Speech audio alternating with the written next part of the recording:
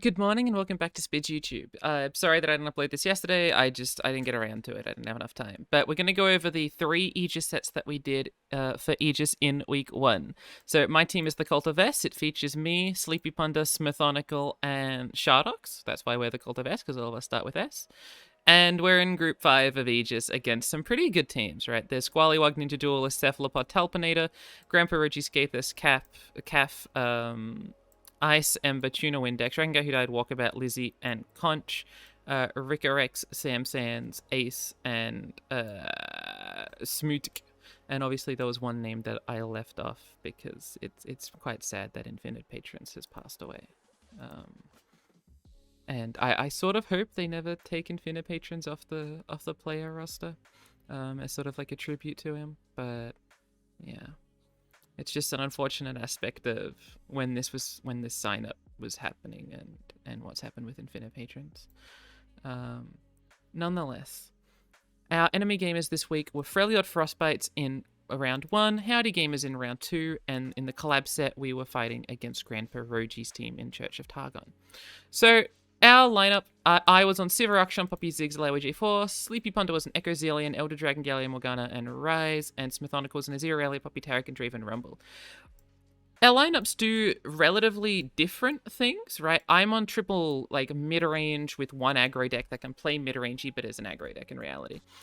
Sleepy Punda's on, like, the strongest mid-range deck in the format, an anti-control sort of like combo deck and sort of an anti-control combo deck. All of these decks are supposed to beat control as well as, you know, be okay as just like general decks that can do well into mid-range.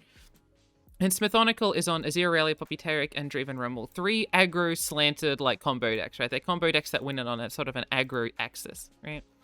The reason why we brought this is that all 3 of these lineups, this sort of mid-range aggro, the sort of, you know, anti-control combo, and the sort of aggro-y combo decks were all supposed to beat like late game Freljord piles as well as very aggressive combo decks, if that makes sense, right? These combo decks are typically more combo-y than general combo-y decks, right? These decks are able to just be linearly good, and Rise can stun, and Echo Zillion can Chrono Break into them. And my stuff's just like linearly strong mid-range decks, right? Sleepy Punda had maybe a bit of the weirdest roster here, but it worked, and we also got Sleepy Punda to play decks that they sort of liked in decks like Rise. So this was what our lineup was for this week. Now, in round 1, we had double second pick this week. That meant Freljord Frostbites got to choose whom into whom, and they chose, or who into whom. They chose, I don't remember. I want to say it was like Ice or Ember into Sleepy Punda, but that meant that I was eventually chosen into TunaWindex, and that'll be the first match that we go through. So let's quickly go over the deck lists of all of these players. I'm going to have to... Runeterra AR is going to ask me if I'm a robot, I think, because I'm going to be opening these up too quickly. But in this decision, I think part of their aim was that, or it might have been TunaWindex first picked into me, actually. You know what? There's actually a way I can check this by just looking at my DMs with Riot Ice. Riot Ice did, first pick TunaWindex into me, which their logic was that this is triple anti-midrange, and I am on triple mid-range. If they ban Poppy Ziggs, I'm on Akshan, Sivir, and Alewa G4. Those are all mid-range decks. Fiora, Shen, Scouts, Ash LeBlanc, historical anti-mid-range decks. If the Scouts is sort of like a champion strength pile, right? They just go above and beyond. With champion strength. So if we look at the deck lists, let's start with mine. This is this version of Akshan Sivir. We went on Ruin Runner as opposed to Victorian Bruiser. I really like Victorian Bruiser. I prefer it over Ruin Runner, but Ruin Runner's really good into sort of like control-y stuff as well as trying to beat aggro, right? Bruiser's a little bit better into very like value-heavy mid-range, right? But Ruin Runner's very good into that. We took out a Concerted Strike because we thought we were going to fight a little bit more like late game decks that I don't really want to be Concerted Striking that much. And we put in a few other cards. I got a question by James about why I'm on one Face Check. I was looking at Face Check, and I thought Face Check was a really, really funny card. So Face Check does really, really cool things where there's like 5 options, right? There's Pakar Cub, there's Aurora Halanatus, there's All-Terrain Trooper, there's Blimp Pack Poacher, and there's Elefante, right? Being able to choose 3 means that if you ignore Pakar Cub, you've got a very, very high chance of getting a card that's pretty good for what Sivir Akshan wants to do. Right? And Pakar Cub isn't the worst at doing a Sivir Akshan thing, but one of them is like a Ruin Runner without Spell Shield, which is sometimes good enough. One of them is summoning 2 units defensively that are the size of Merciless Hunters, or going in aggressively, going quite wide in a way they wouldn't be able to expect, right? And a very like aggressive open attack. One of them applies Vulnerable, which means Akshan or Sivir or Ruin Runner is able to target them, right? I think a deck like Sivir Akshan is the sort of deck that would have loved to run Exhaust if it wasn't so card negative, right? And the fact that you can put Exhaust on a stick for 1 mana and then you play the Exhaust card for 2 mana is unironically really good, right, for Sivir Akshan. But also it's an optionality thing. Like, it's more like a Tellstone in this instance. Blimp Pack Poacher is cute and it was buffed, so maybe it could be fun. And, you know, I think that, like, Face Check does a really funny thing. Now, I never tested Face Check. I haven't ran with Face Check. We just first timed Face Check into this tournament. But you'll actually see Face Check do a very funny thing when we get into the games. I really like this inclusion of Face Check. It feels very cute and fun, and I'm excited to bring this if I bring Sivir Akshan again in future weeks. Everything else is very much my stock standard Sivir Akshan list. This is everything I normally bring. Sans for I'm always on 2 Concerted Strike. We took out a Concerted Strike for a Face Check. I do like Laurent Duelist in this list as well. I think I took out a Laurent Duelist for a Cataclysm. If not for a Cataclysm, it might have been the 3rd Broadwing. Sometimes I'm on 2 Broadwings and I have a Laurent Duelist in here. But this is pretty much just what Sivir Akshan looks like. Zeke's Poppy, this is just an aggro deck. We took out Precious Pet for Inventive Chemist, but, you know, although we didn't take out Precious Pet, we took out a Blade Squire, I think, for Inventive Chemist. But it's, you know, it's Zeke's Poppy. It's not too complicated of a deck. Alawi Jarvan, this is something that we rebuilt because we had to find a version for it. We couldn't find one that aggressively, so we rebuilt this ourselves. But I think absent of the new Gentleman's Duel and like Grumble Slug's a cute card that I think us as a team quite like. This is just Alawi J4, right? If you've seen Alawi J4, you've seen Alawi J4. Enemy Gamer was on Fiora Shen. This is Fiora Shen. I don't really have to say too much about it. This is what Fiora Shen looks like. It's got 2 Magical Fettering, which is maybe the only new card in this list. But Fiora Shen. They are on 2 Champion Strength in their Scouts, as well as a Scholarly Pioneer. They're on Pool Shark as well, and 2 Magical Fettering. They get to get around Range Resolve because this is in Eternal. But this is Scouts. Keep in mind, they're only on 2 Quinn. This is going to be relevant when we talk about Ashe. They're only on 2 Ashe, and you might have seen this a little bit ago. This is actually a Yetis deck. It's like a Reputation Yetis deck that just happens to feature Ashe and LeBlanc, which I think should be kept in mind for the way we play around this. It should be seen as Yetis. But because this was Yetis, and they're not on many freezes at all, only 1/3 Sisters, only Ashe's Flash Freeze, and like the Troll Chant Sky Splitter, their defensive potential is not that great, meaning that if I ban out Fiora Shen, you can beat Scouts with a mid-range deck if you just whittle down their board, and this isn't Ashe LeBlanc, so it doesn't actually beat, you know, or this isn't Frostbite mid-range, as Boulevard would call it. So it doesn't actually beat the mid-range stuff that effectively. So let's look at the matchup that we played against TunaWindex. Change screens. Ooh, so fancy. All right. H button, small, boom, bing, bap, bop. Okay. We boot up our decks, they boot up their decks, I ban the Fiora Shen, they ban the Zeke's Poppy. I start off with Alawi J4 versus Ashe LeBlanc. Okay, let's look at the mulligan. They are on the Freljord board, which I thought was very, very cool. And this is our opening mulligan. Now, we have Alawi and we have Seize Voice, so we're definitely keeping these, right? These are like the main Alawi cards. If you played Alawi J4, you know that you keep Seize Voice and you keep Alawi. Grumble Slug was a bit of a question mark for me, I'm pretty sure. It is an early thing that we can play on curve, and it does only really cost 1 mana. But it isn't Watchful Idol, and into a deck like Yetis, Grumble Slug isn't trading up into anything, and it only trades down into things. This stat line doesn't matter into this matchup. If this was maybe against aggro, or if this was maybe against control, In those things, this stat line would matter, but against a Yeti deck, this stat line doesn't really affect me too much. Similarly applies for Tentacle Smash. Once the tentacle is large enough, it can slam into a Yeti and do quite a bit of damage, but it doesn't really seem that important to me at the moment.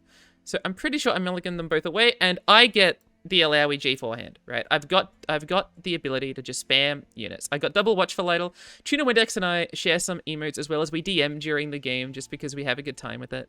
I might have a very fun time in this best of 3. They played this guy, which summons a 5/5 at the top of your deck, or one of the top 3 cards of your deck.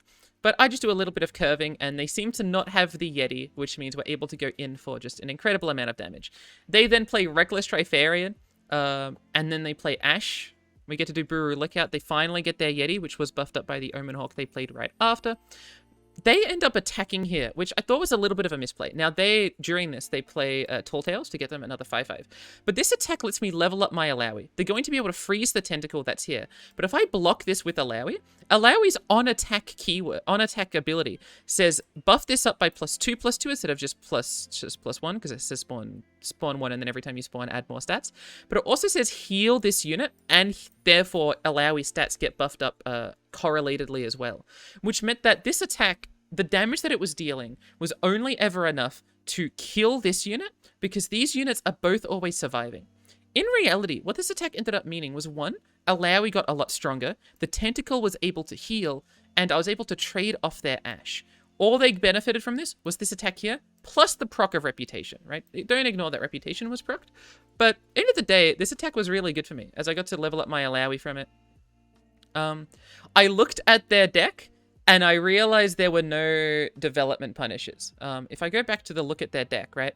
You may not remember this. They're not on Bloody Business. All of their spells are 3 Sisters, Blood for Blood, Sky Splitter, Troll Chant, Might, and Tall Tales. If you're looking for something that's a unit-based development punisher, it's only Trifarian Assessor, Incisive Tactician, and arguably like Abominable Guardian or Glacial Saurian are just big units. They can equip the Darkened Spear to something. They can play Ash into Flash Freeze or LeBlanc into the LeBlanc spell, right? The LeBlanc deal 2 damage spell. But if they played LeBlanc, I was just going to open attack. So what I realized in this spot is that I can guarantee lethal into everything except 3 Sisters, right? They can't afford Ash's Flash Freeze. So the only thing I lose to is 3 Sisters here. If they have 3 Sisters, I should be developing units so that I'm able to, for example, kill this with a Broadwing, right? Or something along those lines. Whittle down their board a little bit. Try and get some positive trades, right? If they wanted to do LeBlanc and then threaten the damage thing here, at least if I play the hired gun, I'm able to pull these units in an aggressive way to make me choose to kill this as opposed to kill this, for example. There's very minor things I can do by developing. And because it's a development punisher, I just start with Broadwing. They end up playing a draw spell, which means the draw unit, which means they've got nothing, and I'm able to just go in for the lethal guaranteed. Was this develop of Broadwing wrong? Probably. I imagine that hired gun was better, right? If the only thing I'm losing to is a Flash Freeze, hired gun is the only card that meaningfully interacts with the board in some way. Now, you could say, if they've got 3 Sisters, they could pre-commit Flash Freeze when I develop, which stops the thing from getting much larger. That is true, but the Flash Freeze already gets rid of, Alawi, right? And if they have that, they can also entomb Alawi. The idea of missing out on my extra stats because I didn't open attack doesn't seem too relevant for me, at least to my mind. I'm thinking, if I open attack and they do have the Flash Freeze as the defensive potential, they're forced to Flash Freeze Alawi, right? This is forcing a block. While if I play hired gun first and they immediately play Flash Freeze on this, I think that's worse for them because I still get the stats. Maybe that's not true. Maybe it is correct to always open attack. If their play is 3 Sisters, no, it's weird. If they've got 3 Sisters in hand, I've got 2 Lions, right? Let's think about this. This is a world where they have 3 Sisters. If we open attack, they're forced to either 3 Sisters or entomb this unit. This is getting a guaranteed kill on something. Let's say it's killing this unit, right? on the open attack, all we've gained is killing this unit. Then we develop this thing. We're going to be 4 wide. We don't know how wide they're going to be, but let's say for the sake of argument that they're going to be around 5 wide, right? They just develop 2 units of some capacity, right? They do the attack. We block around a little bit, and we might die to rally guy. Right, there's a world in which we die to Rally Guy, or at least have to lose a lot of our strength from Rally Guy on the next attack. If we don't open attack and we develop, and then they either Flash Freeze or Entomb, by developing, we're allowing ourselves to... What are we allowing ourselves to do? We're allowing Illaoi to get 5 strength on the attack. Because she can at least attack if they do Flash Freeze on this. If they Entomb this is fucking fantastic for us because we get to develop another tentacle, and we're keeping board parity while also making sure they have to spend a bunch of mana. I'm not sure. Oh, I guess if they do Flash Freeze, they're never going to develop the board that wide anyway. Look, I'm sure there's a marginal benefit you can get here by trying to play around 3 Sisters. It's the only card I can really think of that influences this in any way, shape, or form. And I don't know the best way to play around it. The best way to play around it might genuinely just be to open attack. Because developing board, the best thing it can do is get a better trade for me. And whatever better trade it's getting for me shouldn't matter in the face of 3 Sisters when 3 Sisters already guarantees a good trade that everything else isn't actually able to guarantee. I think that's the logic I'm trying to go for, right? Playing one of these 2 cards, whatever benefit it's giving me, such as being able to get rid of a large unit instead of a smaller unit, is superseded by the fact that whatever trade I'm doing doesn't exist into 3 Sisters, right? I guess, like... No, because Hidegun's always targeting this, and this is always having 5 strength on the attack. Because it should be spawn 1 still, and just get plus... It just gets +2 because of the extra, when you spawn, do more. So, you know what? This is a misplay. I'm pretty sure. But other than that, they tap under, so we get the win. Now we have Sivir Akshan against the Yeti's deck. Let's look at the mulligan. Yeah, I did not want this as my hand, if we go back a little bit. Bloodletters is not too bad, right? It does summon a 7/7 against a deck that is mostly 5/5s. So Bloodletters is not awful. I actually think there's a world in which you're allowed to keep Bloodletters. Rally, though, I don't think I really want unless I actually have established units, right? I play Sivir Akshan, or the way that I build my Sivir Akshan deck is that I think it's unit light compared to a lot of mid-range decks, but you mulligan for those units, and then you draw your spells afterwards or keep them in your hand, if you see some units, and then you can keep spells. And you're sort of protecting those units as you keep them around, right? As opposed to other mid-range decks, which I think units are a lot more fleeting, for your draws contain more units. But if you're fully getting 4 units, then your draws are going to try and contain spells, because the way you've built the deck is that the ratios are more spell-heavy than a typical mid-range deck, so that you're able to protect your units with your spells. That's why I'm on, like, 3 Shapestone, right? Like, all I do is try and protect my stuff in combat. Nonetheless, I think there's a world in which you're allowed to keep the Dark and Bloodletters. I don't know if it's this world for... I think I really need Sivir in this matchup. A 5/3 is just really important into them, especially with Spell Shield, so that they cannot interact with it. And I think spells like Cataclysm are quite important. I think getting Akshan would be quite nice. All these sorts of things. Ruin Runner seems quite important as well. Golden Aegis isn't bad. It does deny an attack and allows me to get a free attack in. But I think because I've got 2 of them in the deck, I'm willing to wait for like the Akshan Predict or something, or a Forsaken Bakai, to try and find these back in future. But this is not an immediate kick or keep. I think this is actually something that's really, really tight, because something like Bloodletters is very, very good in matchups like these. Nonetheless, I fulligan and get my 2 Rite of Negations. I am a big 2 Rite of Negation enjoyer in any Shurima deck, right? I run 2 Rite of Negations in my Echo Zillion typically. I didn't do it in the open, but I typically do. And I run 2 in my Sivir Akshan. For, again, I try and develop a board and then just have an impossible method of them for interacting with it. An impossible method for them to interact with it. I'm supposed to make it impossible for them to interact. But against this enemy gamer, and I might flash up the deck list again, they don't run spells. The only spell that's deniable that they run is Tall Tales. At least main decked, right? They do run LeBlanc's Sigil of Malice, and they do run Ash's Arrow from Level Up, but these aren't going to hit anything, and Ash really isn't flipping in the deck that they brought. So this was quite a brick. Now, I don't play this game perfectly. I'm really rusty on Sivir Akshan. I've not played this deck for a long time. I make 2 or 3 pretty massive misplays. We top deck Broadwing, so I play it to try and get some damage in. I think I need to be the beatdown in this deck. They've got Freljord stuff that's allowing them to push out further. I do need to progress my Sivir level up, so I play this Broadwing. They play, again, Trapper. Now, I thought about doing Brightsteel in this spot, just prevent the attack going through. But I felt as if preventing this attack going through doesn't really do a lot for me. And then what is this Broadwing doing? Just trading back into this again? I'd really rather use this on either an offensive turn to actually get a guaranteed trade in onto something, or use it defensively so that they cannot attack me on a much more important target, such as if I do it on Sivir. They've got like 2 5/5s. They can't really attack because Sivir just gets that positive trade really effectively. I was also considering doing this block, but this block blows me out quite a bit with Sky Splitter, and I didn't really think that was the spot I wanted to be in. I did think about it a lot, though, because if Sivir attacks and they top deck the 5/5, then I can't attack if they have Sky Splitter. So one of my considerations was on the previous turn, if I do this block, I can sort of bait out the Sky Splitter, such that Sivir is able to attack next turn much more safely into Sky Splitter. It's a consideration I was considering. That's what considerations are. You consider them.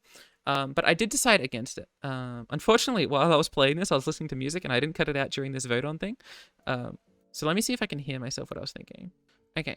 Nonetheless, we play Sivir, and then they play Reckless Rifarian, which is great. This means that the 5/5 was not at the top of their deck. They're able to get in some damage. If they wanted, they could do Sky Splitter, and we could respond with Absolver, which I would be very fine using my 1 Absolver here to keep Sivir around and to get one of their Sky Splitters out, right? We've got 2 Absolvers. We're only going to really need 1 to do a combo thing. If they had double Sky Splitter, it'd be a little bit sad, but I was willing to accept it. I could have also attacked with the Broadwing, right? I've sort of kept this Broadwing around for more than it needs to be, but Broadwing's not very good in this matchup, so I'm trying to find some opportunity to actually get quite a lot of value from it. I attack. They block with the 3/3, which I thought, okay, interesting. They're preserving their health. Then they play Yeti Yearling, and here's the spot I find myself in. This is one of the toughest spots that that happened in this best of 3. So remember, they're on Tall Tales. They have a spell in hand that says summon a 5/5 if they have a Yeti on board. I could prevent this 5/5 from coming down and make this card sort of half unplayable by cataclysming the Yeti Yearling. Now, the reason you would want to do this is to prevent them from having 2 Yetis on board so that potential Abominable Guardians can't come down and have even more 5/5s on the board. If they attack me with this 1/2, a 5/5, and some Abominable Guardians, I am taking a bunch of damage. Now, if they play this spell, right? They play the spell that summons a 5/5. I can always Cataclysm this unit, but Rite of Negation doesn't go on anything except the 5/5. The 5/5 creation spell. So, hypothetically, what I could do is Cataclysm this unit, brick this 5/5 spell creating card in hand if it's somewhere. Right? I'm presuming it's here, hypothetically. Next turn, they draw the 5/5. They play that 5/5, and then try and play the Tall Tale spell. And when they try and play that Tall Tale spell is when I incur the Wrath of Rite of Negation, which is able to proc this, and again, brick their Abominable Guardians. That's one of the plays I was considering. But to do that, I need to do Cataclysm right now on Yeti Yearling. This is a very specific read. What I'm truly trying to play around, very specifically, is an Abominable Guardian in hand that they're able to open attack with on the next turn, right? Because they summon a 5/5 from here, and then they attack me with 1 or 2 or 3 Abominable Guardians. That instance where they attack me with 1 Abominable Guardians is sort of an instance where I lose, right? So I need to use Cataclysm against this Tall Tales if they've got it, right? Alternatively, I could sort of permanently brick Tall Tales and Abominable Guardian if I Cataclysm this unit itself. I need to also try and figure out opportunities to use this, and this sort of forces opportunity to use this. Obviously, there's some issues. If they don't have Tall Tales, I've just killed Yeti Yearling with an important interaction piece that can kill Ash, or that can kill, this unit, or anything, right? If they just don't have Tall Tales, I'm Cataclysming this for no reason. But this is a Yeti's deck, and I think in a Yeti's deck, you're probably supposed to keep Tall Tales if you see it in Mully, which means it could be somewhere here, in the same way that you'd keep this, or the 3/3, or the A-Bombs, right? You just want to keep every card that says Yeti on it, I'm pretty sure. So, I decide not to Cataclysm. The possibility that they don't have Tall Tales is relatively high in my mind, or it's not relatively high, but it's high enough for me to consider that, they need to have Tall Tales and some A-Bombs for me to want to be able to do the Cataclysm. But I'm also uncertain because I've never been in a spot with these double right of negations that have only bad targets. They don't have good targets, right? Typically in matchups with right of negation can eventually be used on a concerted strike. It can eventually be used on a deny, right? In this matchup, there's actually pretty much nothing except the 3-3. Now, I don't decide to do Cataclysm. I think when I told this to the team and we went through this a tiny little bit, they also said that Cataclysm was slightly wrong. They had Tall Tales. Now I have to Cataclysm the 5-5. The possibility of them having A-bombs is really, really scary. So I think I had to Cataclysm the 5-5 here. I do that. They top deck a Yeti, obviously. They do an attack with this unit alone, right? It's just that unit alone. They don't, from memory, they don't attack with the Yearling. We're allowed to quickly check that. We check that by going here. Yeah, they just attack with the Trifarian Glory Seeker. I play Akshan, just a unit that I need to get down so that the countdown starts happening sooner rather than later. They play sorry, where does this mana come from? All right, they play another Tall Tales, which they got from the top deck. End of turn, they do get an A-bomb, which means they had an A-bomb in hand. We attack in with Sivir. My thinking is that if they want to play a couple things, it's pretty scary. I also do this attack here. This attack is a little bit debatable. For example, you could argue that I want to have this at 3 health. You could argue that I don't want to give them board space. You could argue that I don't want to put 5/5s into their deck that they're going to get value off of. But I wanted to level up the Sivir. Now, I don't know what my Sivir's at right now. I'm sure I hover over it. Okay. Actually, I've got commentary here. Let me hear my own commentary. Hopefully when I edit this, you don't have to hear the music, because I do have music playing. Sivir is going to 18, right? When we do Concerted Strike, that'll get her to 25. If I do Broadwing plus Absolver, that gets me to my goal of flipping Sivir, which is very important for getting the Absolver to actually proc off, including leveling up Akshan. I think I'm supposed to do this. It gives me +3 on the Sivir level, putting her to 20. Putting her to 21. And I need to be able to level up Sivir with Concerted a lot more aggressively. I think this is the line. Even though I'm giving this the Yetis back, I think I'm supposed to do it like this. So, to clarify, in case that wasn't clear, if I do this attack specifically, Concerted, this, plus one of the Absolvers, will be able to level up Sivir defensively. My assumption is that on their attack next turn, I need to keep my Sivir alive for the turn after to go in for a lethal, right? To do that, I'm going to use an Absolver plus a Concerted Strike defensively. Concerted Strike to kill one of these things. Absolver to try and level up Sivir just because I need the 2 strength, right? Getting this allows me to add 3 strength to this. That was the logic. That was why I did this. Now, I could also do Akshan into a suicide mission, but I don't think that's the right line. Now, there is another option. The other option is to play Bright Steel Protector. Bright Steel Protector on something like the Akshan would allow me to attack in with Akshan for free and also have this 2-1, which means when we're doing that defensive math on their next attack token and we block with the Bright Steel Protector, Sivir will level up without having to use up the Absolver. I think that if I thought about it more aggressively, it's probably the right line to play this Bright Steel Protector. They're almost certainly open attacking on their next turn. If they're developing more Yetis, right, they should have drawn the 5/5 by now. And they will have another reputation unit almost certainly, be it a Saurian, be it an Assessor, whatever. They're probably trying to open attack before I have the capacity to develop something like this or something like a Golden Aegis. There's no reason for them to not open attack, right? So that means that this is never defending against a development. So I should probably have considered playing Bright Steel Protector onto something like the Akshan so we can attack in for free, get the extra +2 onto the Sivir, which means I don't have to commit the Absolver when I do the Concerted Strike defensively so that Sivir's able to flip provided that we attack in with the Broadwing. Anyway, we do this attack. It goes through. They play their 5/5 finally. They drew it. They then play LeBlanc. I considered doing Bright Steel Protector here, but I thought I really don't want to waste the barrier because barrier is it's so powerful against these decks that need to attack you if they ever decide to develop. So I didn't play Bright Steel last turn. I think it's a misplay. I think I'm supposed to play Bright Steel. It's been so long since I played Sivir Akshan. I'm overthinking about how to use the Bright Steel Protector when in reality this unit is sometimes just best as a 2-drop. Right? It's just a 2-drop that chump blocks. That can be good enough sometimes. And I should have thought about that more aggressively as something that can do that. They just open attack.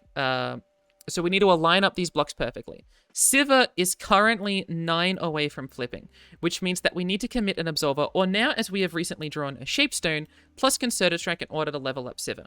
Now, as we start thinking about this really aggressively, for us to be able to keep Sivir alive while also defending against this barrage of attacks, what we could do is block with Sivir, commit both Shaped and the Absolver, so that Sivir has 6 health, right? +1 from Shape, +1 from Absolver, +1 from the level up, so that I'm actually able to get rid of an extra 5/5. Originally, my plan was to just keep Sivir on the back, but because we're able to use a Shape Stone, we're able to keep Sivir around, and we only really need 1 Absolver to try and threaten a lethal in most instances, right? Depending on what Akshan's going to find for us with the predict landmark. Depends on what our hand state looks like in future. But getting rid of an extra 5/5 is quite good in a mid-range matchup, I imagine. So we decide to play Concerted Strike, Shapestone, Absolver, flip the Sivir, be defensive with the Akshan. We could have kept Akshan back if we really, really wanted to. It was a consideration I was going for. However, there are things like Sigil of Malice. There are things like double Sky Splitter or Fury of the North that are reasons to be defensive with the Akshan. So we go like this. Kill the LeBlanc, get Sivir to trade up. If they had done a Sky Splitter, I probably would have tried to commit the other Shapestone defensively to protect Sivir there. Now, sorry, there's a little bit of spoilers. But what we do have is a 10 attack Sivir. I hit the pass button here. I'm not thinking. I'm talking to myself thinking, okay, how am I winning on the next turn? What do I try and predict for? I don't want to use this. I want to get my predict on the next turn. I'm thinking, what if I'm trying to get the 5/2, right? There's instances where I want the 5/2 on my attack. If I draw certain things like a Cataclysm, perhaps, right? If I naturally draw a Cataclysm, what I could do is just play this, develop the 5/2, get this to block or something. Or there's options, right? I'm thinking to myself, and because I'm thinking to myself, I'm like, why do I need to think about what's happening on the board right now? All I've got is the next turn to think about. As you would have seen, they end up playing this guy. I just forgot this guy existed. I wasn't having the deck list open. I didn't think about it. That's a major misplay. If we go back to this instance, had I played Bright Steel Protector, right? I would have had Barrier on this guy. I would have had Barrier on Sivir. I would have had a 2/1 developed, and I would have had the 5/2 from the landmark. They aren't threatening in lethal. That most they're dealing 5 damage. Sivir gets to have Barrier, and I should still have a 10 attack Overwhelm Sivir, which allows me to try, if I find a Cataclysm, get lethal. If I find things like Ruin Runner, I can try and search for a lethal, right? I've got opportunity to still try and win this game, but the method by which I need to do it is to play Bright Steel right now to play around the Rally Guy, whom I completely forgot about. They play Rally Guy, I berate myself for not playing Bright Steel Protector, they go in, the game is over. I misplayed quite a bit on Sivir Akshan here. I think with Bright Steel Protector, I was being way overprotective of this unit as trying to be like, you know, Bright Steel Protector wins mid-range matchups. If they ever develop, they can't attack you, and then you're able to win on the next turn, which is very common for Bright Steel Protector to be able to do that. That's why she's in the deck, as opposed to any other 1-drop or 2-drop that has the same stat line as her. However, I was being a bit greedy on a deck that I've not played for a little bit of time. Despite how much I love Sivir Akshan, I'm not fucking perfect at the deck. I'm much better at other decks like Red Gwen, in my opinion. So, unfortunately, I misplay. Nonetheless, I think there's a lot of things that were interesting in this game, especially that Cataclysm option on the Yeti Yearling ages and ages ago. But nonetheless, I really enjoyed this game. I thought this game was really, really fun and made me re-love Sivir Akshan for quite a bit because I hadn't played it for so long. It was just an overall great time. Then we go to Game 3. Game 3 is Sivir Akshan versus Scouts. We get into this. Let's look at the pre-mulligan hand. We have Broadwing, Sivir, Absolver, Quicksand. Quicksand's an interesting choice. Quicksand does let us get rid of things like the Broadwing keyword, but it's not something you really need that aggressively early on. We'd rather just get a unit. We'd rather just get Form Up. We'd rather just get Barrier Lady. There's a few other things that are better than Quicksand that we don't really want to keep in the mulligan. Again, I'm looking for things like the 3/3 Vagabond, just like a great thing on curve. I'm looking for things like Merciless Hunter. I'm looking for things like Treasure Seeker, especially, right? I typically mulligan for units unless spells are really important for the matchup, in how I have built my own Sivir Akshan. That means Broadwing and Sivir's a keep. Sivir's really good into them, even if we don't have the attack token on the right turn. Sivir is something they can't interact with, right? Scouts is a deck that already doesn't run interaction. So the fact that it's just a 5 strength quick attack is just something they always need to block every turn. This unit says Challenger or says I'm going to kill you on the Nexus. So we get rid of them. We get Rite of Negation and Treasure Seeker. Treasure Seeker is fantastic. And Rite of Negation lets us beat Champion Strength as well as Fort Demacia. Perfect hand. Genuinely exactly what we want. Treasure Seeker on 1, attack in. Broadwing on 2, they play the 2/2. I play Merciless Hunter here. We have 2 Merciless Hunters. Some people would pass and try and bait out the Misfortune. The fact that we've got 2 Merciless Hunters puts us in a very nice position. We can apply Vulnerable to this and then attack it with the 2/1, right? The only way they can beat that is a Ranger's Resolve. If they decide to play the Misfortune, they're not going to play Misfortune because they're scared of Broadwing, right? We're able to threaten in likely 7 damage, which is not insignificant, right? If we get them down to 11 health, Sivir genuinely says Challenger, right? They need to be blocking Sivir, or I'm able to pretty much successfully stabilize, especially with a hand like this, where they're not really killing me on board anytime soon, right? Getting them down to low health means we are pressuring them quite a bit with everything. This is a massive pressure play in this instance, basically. Put the Vulnerable on, they think a bit, and then play Broadwing. Broadwing puts us in a spot where I don't really want to attack with this unit anymore, so we just get the 4 damage in for free. I could trade this in so that this is a 0/1. It's a heavy consideration considering I'm actually not allowed to play Sivir next turn if they develop a unit. But we also have the perfect anti-Broadwing thing in Quicksand. Quicksand in this matchup isn't doing quite a lot. I know it's a Scout deck and they're very famous for their keyword of Scout, but I don't really need to deny Scout specifically that often. Typically if they're playing Scouts, they're going to open attack with Scout, or if they're doing something like they're not open attacking because they're developing a Fortimacia, the fact that Scout was one of their keywords is not the pressing issue anymore. It's the stats. So in my mind, the fact that I've got this means that if they decide to develop, I'm able to just pass. If they want to attack me, I can do this to blow out what their attack looks like. So I didn't really want to lose my Broadwing for no reason, right? Keep in mind, Broadwing is very good into a deck like this. It threatens Misfortune, who is a 3/3. It threatens very easily to 2-for-1 things like Mirai Warden or this unit, right? I do end up sacrificing my 2/1 into this. You could argue that a better line was to drag it with my Broadwing. Keep this 2/1 around and use the Broadwing to drag into it. I think that's a pretty respectable line. I don't hate that at all. I did want my Broadwing to have stats in my mind just so that it would be able to trade into things a little bit more aggressively. But I definitely don't hate the choice of doing this as a trade. I think this is very, very a decent marginal choice.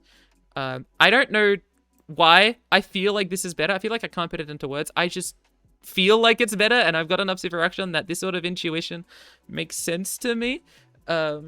Whether it's because I feel like this board is better than a board with this, a 0/1 Broadwing and this board. I think that makes sense to me, feeling-wise, that's better. And if they play Form up here, I'd feel like I'd rather keep this around than this around. That's probably where I'm thinking along the lines of, it's just an intuition thing that I've got, but I feel like I'm really happy with this. Nonetheless, they play Fleet Feather Tracker, so I pass. They play Misfortune, so I pass. They just attack with Fleet Feather Tracker. For some reason, they are scared. I've got the consideration to be able to play Quicksand, but because they've given the attack, I can just play Sivir into Merciless Hunter, which pressures a lot because they don't have great fearsome blockers and is able to get me my Sivir down. Sorry. No, sorry, they haven't actually fully attacked yet. Here's when they attack. Sorry. Again, I was thinking about doing Broadwing. Then I thought, Quicksand. I realized this probably isn't the time for Quicksand because the turn that I've got next turn looks quite good for me. This turn feels great. I'm really happy about this turn. I'm able to develop my Sivir on the previous turn, this on this turn. I've got such good defensive cards in my hand. This, that I am willing to stall out the game. I feel like with the power of my defensive cards, stalling out the game feels like a good line to me. So I do a trade like this. I also did really like that this was going to a 0/2, which meant that it doesn't interact with this that effectively. Keep in mind, we still have Sharp Sight. Not what's called Quicksand, so we're still pretty okay. They develop a lot of board. I spend a lot of time thinking here, for I have actually got almost too many defensive options. I've got this as a defensive, like a develop blocker. This is a develop blocker. There are interesting things about the way that these work. Waking Sands and Brightsteel Protector are interesting for they are much more defensive of cards, right? This kills whatever unit it attacks, and this protects a unit and develops a unit. These are ultra defensive. They're so defensive that if they deny attacks, the denial of the attack is good when you want to deny an attack, but I not only want to deny an attack, I want them to attack me so that I can also beat them with my card that only works well in combat. But I don't want to just rely on Quicksand, for there is defensive value that these cards bring that I want to also be able to play for themselves. So I'm in this very specific spot. These are great cards defensively, but if I'm overly defensive with these cards, they're not going to attack, they're going to develop their board more, and then Quicksand won't be enough in future, while Quicksand's in an incredible position now. I hope I articulate this well in my in-game commentary, which I'm going to start playing now. Is it 2 drop into Fortimer's here?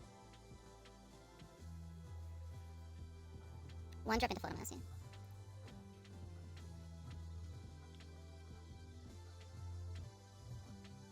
So now the question becomes, is Rite of Negation better, or is Quicksand better? And I'm kind of curious in saying Quicksand might be better.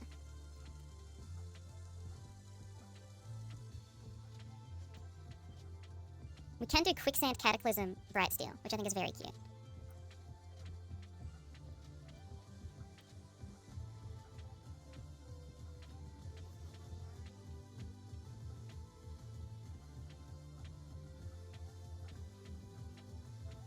Or even possibly Waking Sands. Yeah, I kind of like Waking Sands into Cataclysm and then having Quicksand as backup. I think I like that more. It's a weird play, but I think I like it. I mean, maybe it's wrong. Maybe I'm just supposed to Rite of Negate.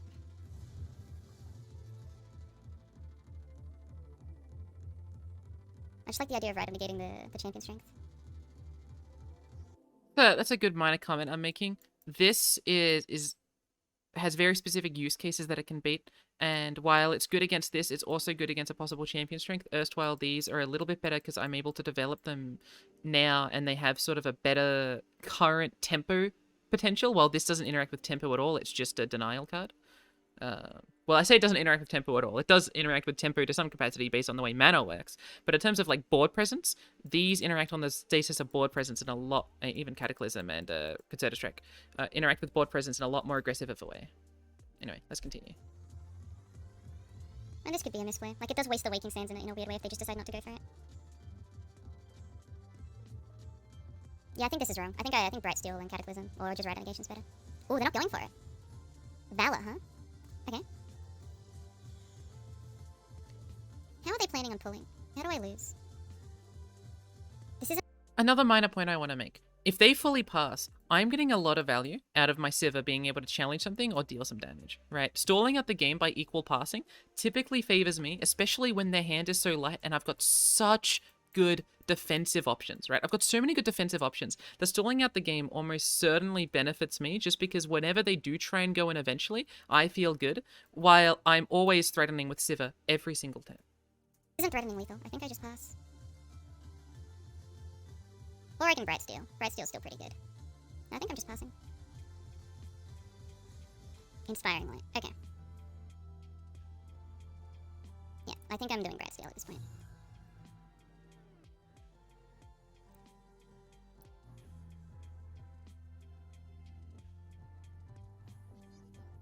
Will they go for the attack or will they not? If they don't go for the attack, I feel very satisfied in what my attacks look like in future. But maybe, like, I think there's also a chance that I'm not supposed to play Bright Steel. I'm supposed to bait them into attacking me anyway. Right? And just use the Quicksand. Like, there's a good chance that baiting is a better line. But I feel very satisfied about my position. Okay, perfect. This is maybe the best outcome.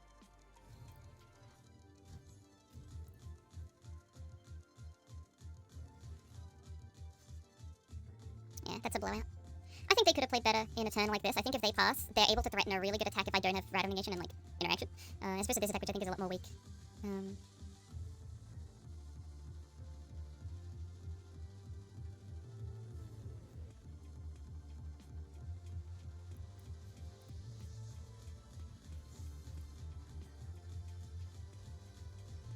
Not to say this attack is nothing, right?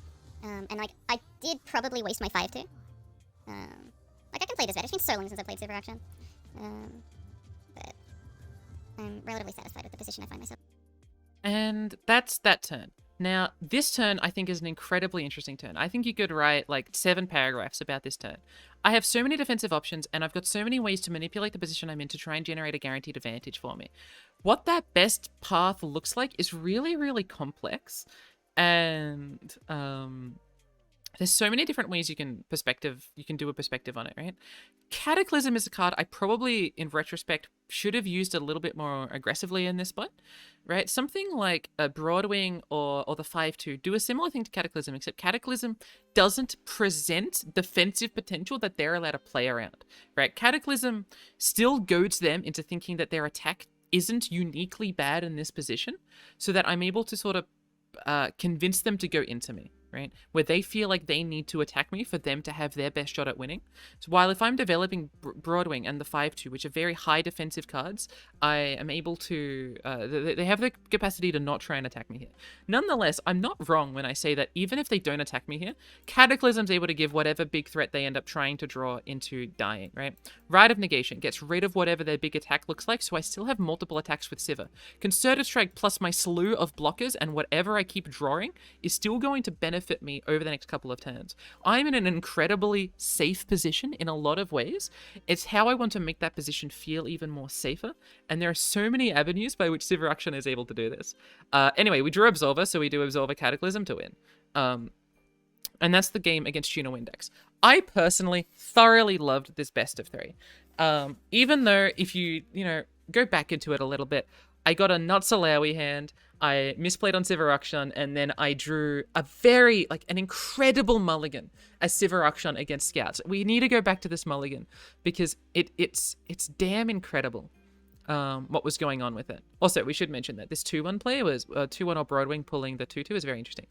But this mulligan is so beautiful, right? If you ever have Treasure Seeker, Broadwing, and Sivir, I don't want to say I'm assuming I'm winning, but fuck, this mulligan is like the ideal mulligan, right? Rite of Negation gives me so much defensive potential. If this was either Merciless Hunter or Form Up, it would be the exact same feeling. I could talk about Sivir Akshan all day to an extent, but that was the best of 3 against TunaWindex.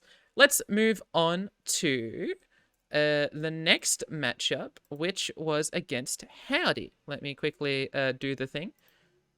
Call me Julie, the way I'm doing the thing. Wow, this doc has changed a lot to sync to the latest version reload. Maybe they got rid of these things. I'm not gonna change it. I apologize. Okay, so again, we were second pick. They picked, I want to say, Walkabout into... Actually, you know what? This is something I can just look up by seeing my DMs with Dragon. Dragon started with Walkabout versus Smithonical. So it was Walkabout versus Smithonical, and we responded by putting Dragon Guy Who Died into me, and Lizzie into Sleepy Punter. Sleepy Punter had a better matchup into Lizzie than Sleepy Punter had into Dragon Guy Who Died, while my matchup... Well, so both of us were gonna beat Lizzie, I think. This was very, silly late game control with Elder Dragon Janna, which this is C3 Matron. But also Master Yi Victor is Master Yi Victor. It's a PNZ Ionia pile, right? I'm supposed to beat PNZ Ionia piles with a lineup like this, in my opinion. And Sleepy Punter is able to beat it with these decks, right? These decks beat these decks to some capacity, right? While Sleepy Punter struggles a little bit more into Dragon Guy Who Died, so I was against Dragon Guy Who Died. Let's quickly look at Dragon Guy Who Died's lineup. Now, you might see Jace Lux as the bigger Demacia deck, and something that I need to be wary of, right? This is Jace Lux. It is a big Demacia deck. It has the cards that are really good into mid-range mirrors, such as Mageseeker Inciter and Mageseeker Persuader. These aren't insignificant at all. They've also got a Remembrance in here, right? They've got 3 assembly lines. This is very good and well done against mid-range decks. It is missing maybe an extra Hex Split, and it is missing a 3rd Lux. Don't ask me why these people aren't running their champions. I can't tell you. But this is very, very good. This is supposed to be quite good into me. Braum Vladimir is incredibly good into mid-range, especially the mid-range that I am sort of trying to run. I can't really beat the idea of just putting Troll Chant post Scargrounds on a Tarkaz or a Vladimir or a Braum. If they stick a Braum, I need to Cataclysm it or single combat it sort of instantly, or I just lose. I can't do great into this deck. This deck ended up being what I banned. Aurelia Gwen, on the other hand, I felt really confident into. This deck isn't the strongest deck of all time, and the way in which it pressures is a way that doesn't allow it to have its own blockers, right? Or its blockers are very, very marginal, and I'm able to pressure in quite effectively. A deck like Sivir Akshan can, again, try and go for like the Treasure Seeker into Merciless Hunter into Sivir and be quite aggressive, and is able to deal with their power cards of Gwen and Aurelia quite effectively. I'm not saying it's a perfect matchup. Black Flame, Opulent Foyer, Shadow Assassin, Ribbon Dancer, Redeemed Prodigy, these cards can still do things, and I shouldn't ignore like the capacity for Fading Memories, Mark of the Hours, Vile Piece, or Glimpse Beyond to sort of get me.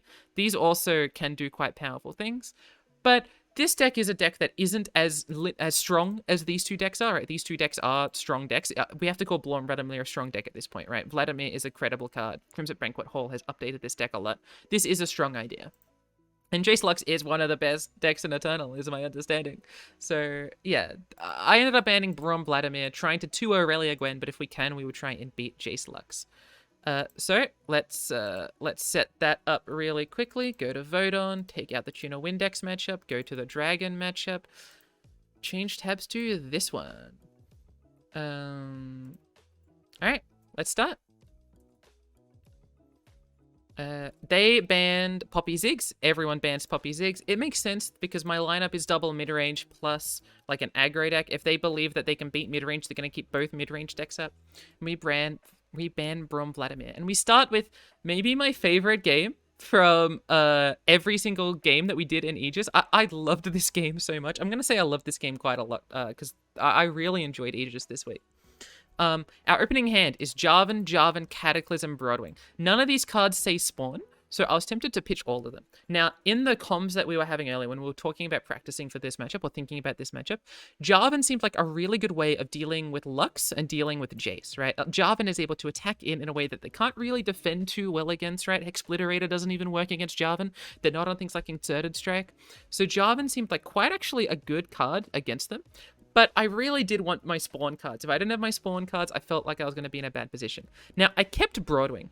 This was probably a misplay. I was thinking I've got the attack token on turn 2, so this is guaranteedly 3 damage. They're never defending this, and if they are defending this, it's Forge Chief or Reggie, which means that I am going board-based positive, even if they're kind of going value positive because like they're getting the free mana or they're getting their 6-drop.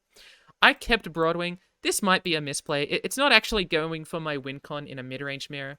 But nonetheless, we draw Nugget Boros, Jarvan, Seize Voice, and Idol. Play Idol on turn 1. They decide to Mystic Shot the Idol when we play Broadwing, which I thought was very, very interesting. All this does is -1/-1 on the Tentacle. You can do that. I just don't know why you wouldn't Mystic Shot the Tentacle right now, because I get to attack with the Tentacle this turn. Or why you wouldn't do this on a future turn, like after I play the Seize Voice. So maybe I won't play the Seize Voice, and now they're scared to form up the whole game. And it makes sense that as their deck, they're scared of this thing getting large enough that they can't kill. Simultaneously, they are a Lux deck, so they should be able to like Shock Blast and then beam it, and it having more than 7 health seems very surprising for a thing that I do need to be attacking with. I thought this Mystic Shot was very, very interesting. It also taps them under the 6 mana, which is what a Jace Lux deck tries to do. So I attack like this, they trade into the Tentacle, which I was pretty fine with. Because it's just a 1/1 at the moment. I didn't feel the need to be buffing up more, especially against a deck that gets to run Shock Blast, right? Getting it to a 3/3 by attacking with this multiple times didn't seem that important to me. And the fact that they weren't able to play their thing and I get to burn their Forge Chief mana felt incredible for me. I felt really happy that I was able to burn their Forge Chief mana and develop my 3/3 in the process. I attack in, they play Jace, they didn't play Shock Blast, which I thought was interesting. I thought this was almost like a slam dunk Shock Blast, but I understand that playing Jace also allows them to challenge one of these units. In the last 2 turns, we got on a bunch of form-ups. They challenged the 1/1. I could have done double form-up here. I decided against it, thinking that, they can always buff Jace with their own spells, and form up is really good defensively. If they wanted to do something like a Shock Blast, I'd love to form up both of these and then go in for the attack right after, if we develop immediately thereafter. So I just developed the 3/3, and then I open attack. The fact that they've damaged this 1 health felt really, really nice for my Broadwing, and Jace is able to kill their Lux, or at least threaten to kill their Lux. They have Prismatic Barrier from their Lux, which they only run 2 copies of. Which I was very fine with at the time. I had no big emotional reaction to it. I played Form Up on this Broadwing when they played Sharpsight on their own Jace. When I say Form Up for them, I meant Sharpsight, by the way, because I'm pretty sure they're only on Sharpsight and no Form Up. Thought this was a good trade. It kills off their Jace. It allows me to spend my mana aggressively. It does mean that they can choose what they want to do the luck spell on. So they can now luck spell Jace and they can luck spell one of these. But in my mind, next turn, they're going to interact with me anyway in a very aggressive capacity, right? They're going to be able to play a Lux 6 mana spell and then do one of these afterwards. I did not imagine Jarvan was staying alive for that long, while I get to kill Jace here. Pog, Jace is dead, right? I do get to prevent acceleration from entering their hand as well. They remove Jarvan from the field. They go to the next turn and immediately play Piltover Tailstones into Aftershock, which gets them just enough mana to get this, right? It spends 4 mana with their Sharpsight from 2 from the previous turn, right? They decide to attack this. Now, this put me in a very, very interesting spot. At this point, they've played one of their Sharpsights, and they've played Lux's... they've played Lux's Prismatic Barrier, right? If we go back to their deck list, they are on 3 Sharpsight, but they've already played one of their Sharpsights. I could, hypothetically, buff this up by a little bit and then go in for the slam, right? Sharpsight doesn't even kill it, right? Because Sharpsight buffs this up to 5 health, right? So I could go in for that. That felt like quite a good line for me. I want to see what my comms say, because I was thinking about this quite a lot. This was a very pivotal turn for my mind.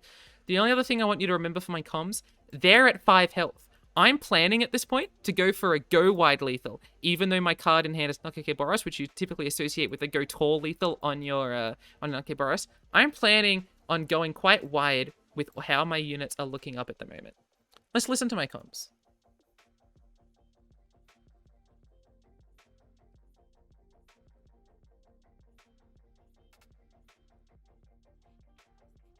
Alright, I thought I had more thoughts going into it. Turns out I did not. My bad.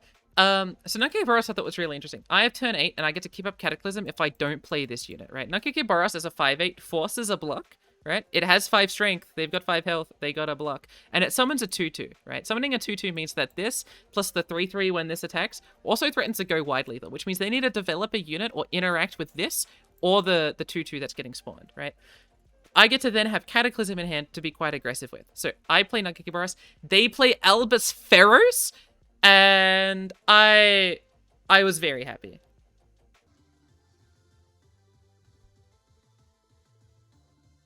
That should be lethal.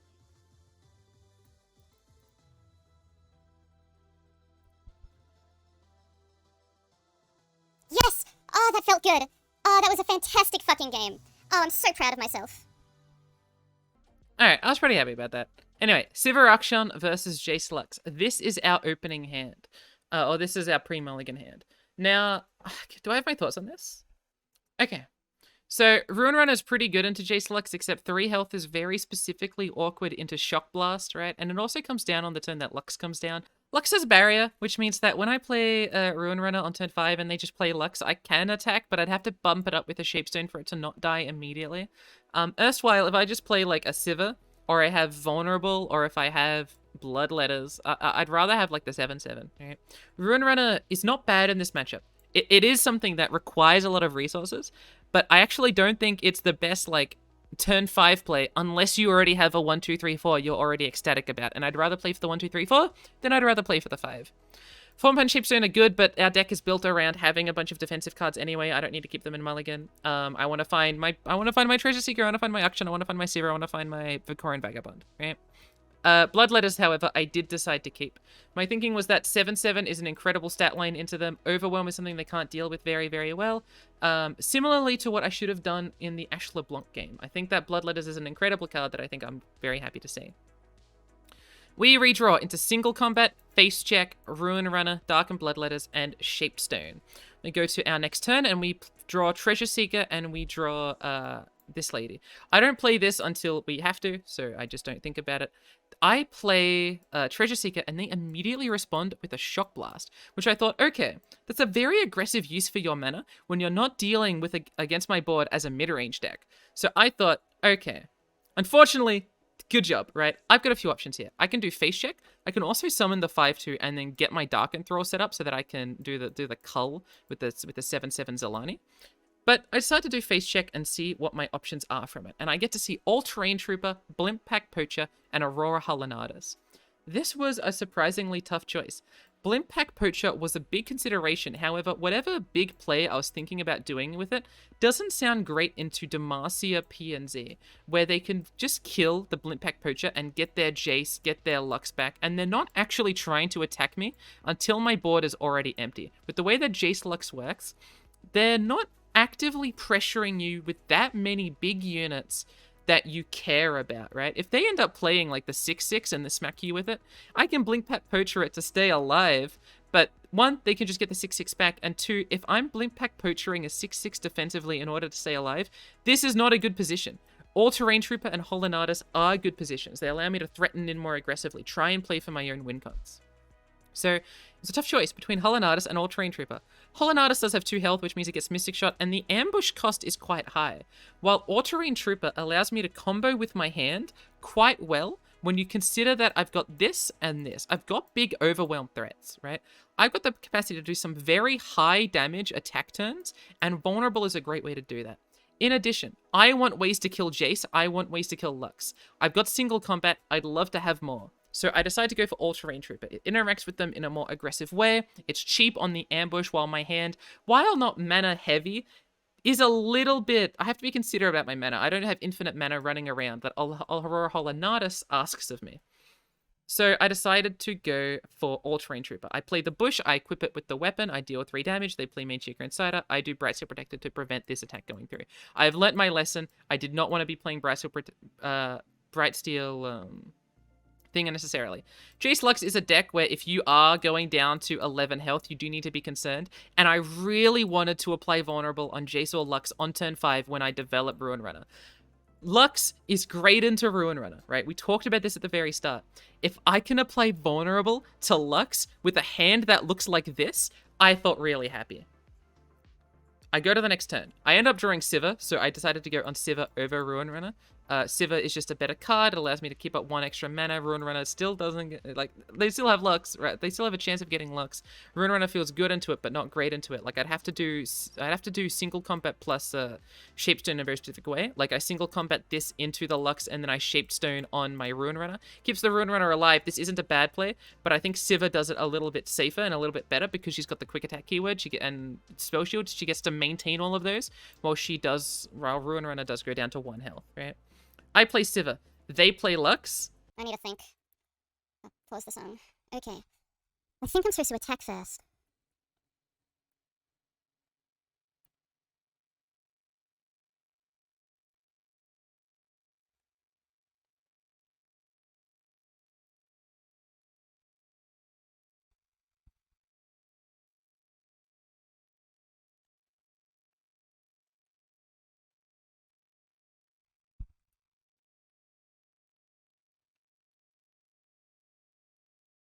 Do I want to have All-Terrain Trooper die? I think so. I think I want to be able to play Zalani as well pretty soon.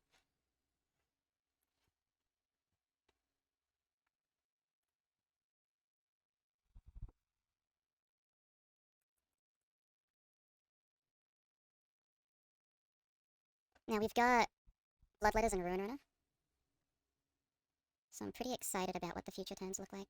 I think in my head, I'm like buzzing with excitement because I'm playing Sivir Akshan and I've just done an incredibly cool trade. When I'm hearing myself speak, I'm very dead straight in what I'm thinking.